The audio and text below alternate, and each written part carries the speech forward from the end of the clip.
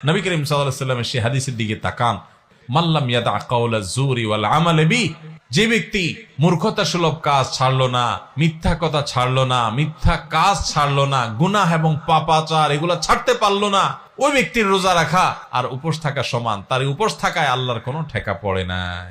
রোজা মানে শুধুমাত্র পেটের রোজা না, রোজা মানে দুই ঠোঁটের রোজা, রোজা মানে হাতের রোজা, রোজা মানে পায়ের রোজা, রোজা মানে চোখের রোজা, রোজা কানের হয়, রোজা আপনার মাথার হয়, ব্রেনের হয়, রোজা সমস্ত অঙ্গ প্রত্যঙ্গের হয়। যে ব্যক্তি শুধু পেটের রোজা রাখে সে উপোস থাকে, আর যে মাথা থেকে পাওয়া পর্যন্ত পুরো শরীরের রোজা রাখে, চোখেরও রোজা রাখে, চোখ দিয়ে খারাপ জিনিস দেখে না, হাতের রোজা রাখে, হাত দিয়ে খারাপ জিনিস ধরে না, মুখের রোজা রাখে, মুখ দিয়ে মিথ্যা কথা বলে না, হারাম উপার্জন করে না, পাও দিয়ে খারাপ পথে যায় না, মনে খারাপ চিন্তা করে না, কান দিয়া গান বাজনা শোনে না, এই ব্যক্তি হলো আসল রোজাদার।